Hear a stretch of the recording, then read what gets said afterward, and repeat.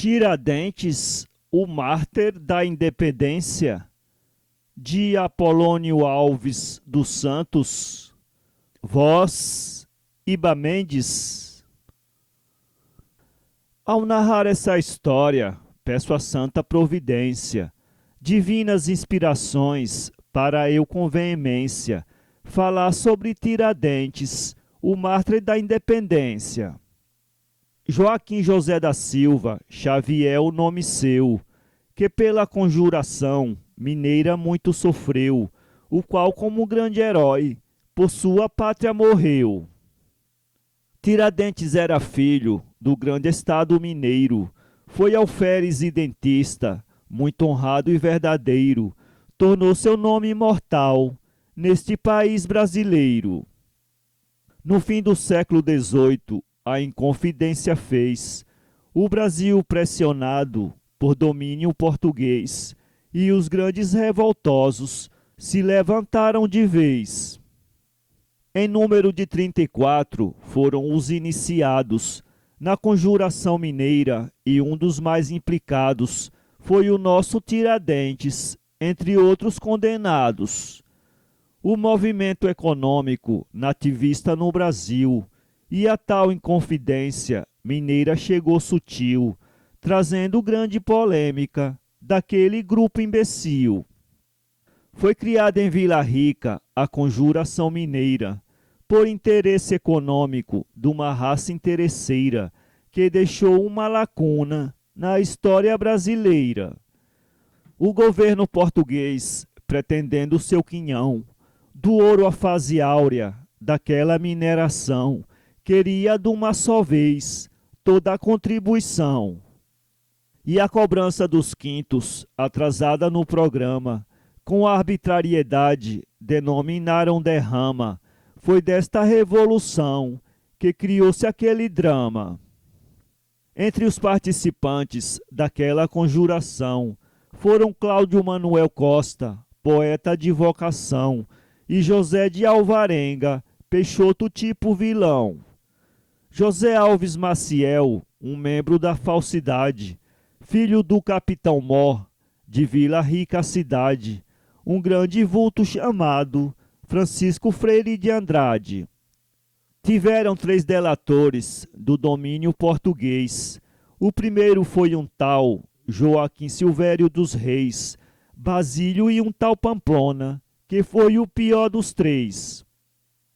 O governador de Minas, Visconde de Barbacena, prendeu os conspiradores daquela terrível cena e denunciou Tiradentes, que pagou a dura pena.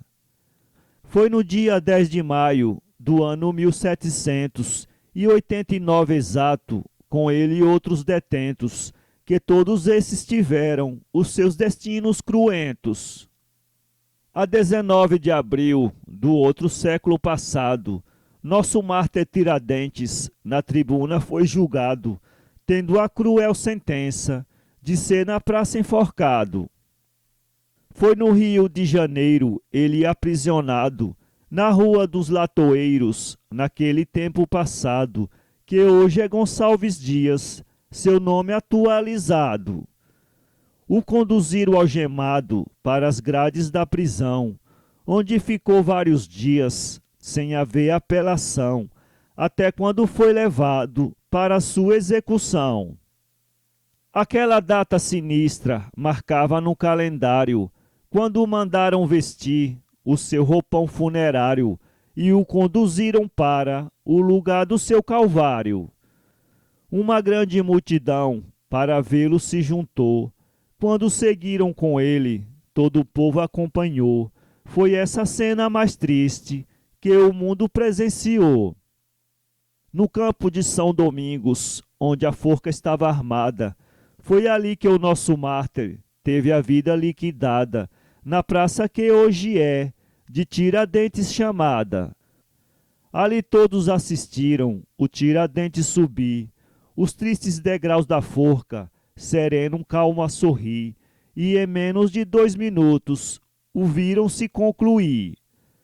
Foi seu corpo esquartejado por inimigos brutais, e os pedaços do mesmo espalhados nos locais onde ele propagou todos os seus ideais.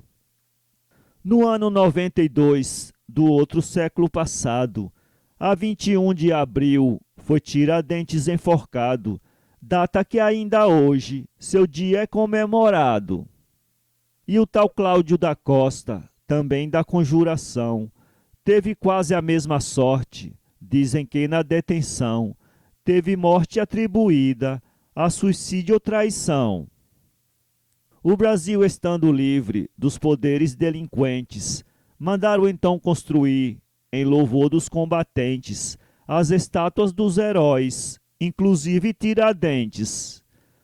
Ainda hoje se vê, no lugar de permanência, a estátua solidária do mártir da independência, lá no 1º de março, um símbolo da Inconfidência.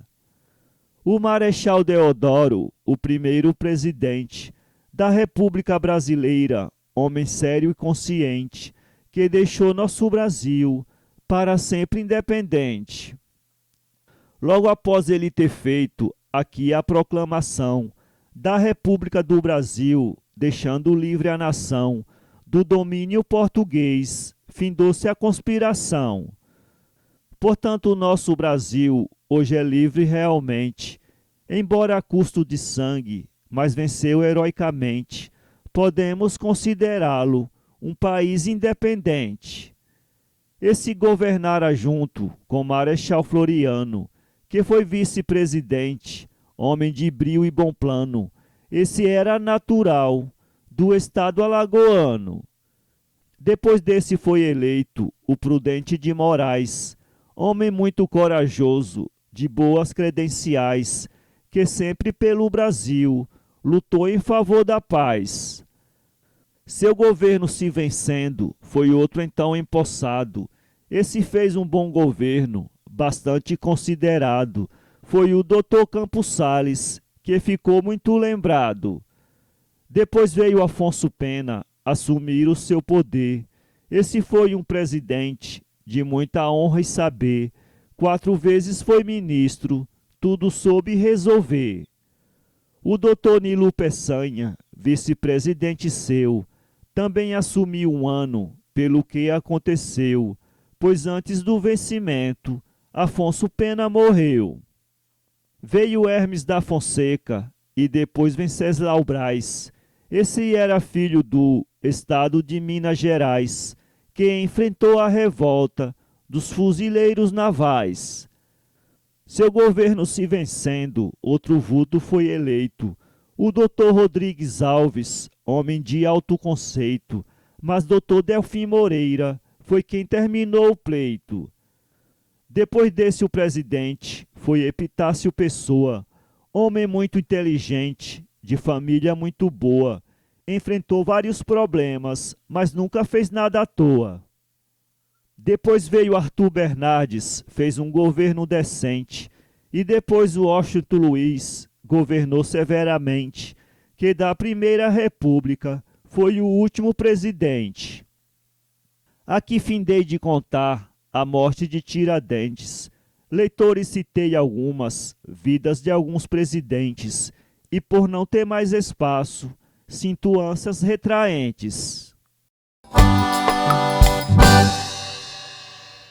Inscreva-se em nosso canal e visite nosso blog www.poeteiro.com.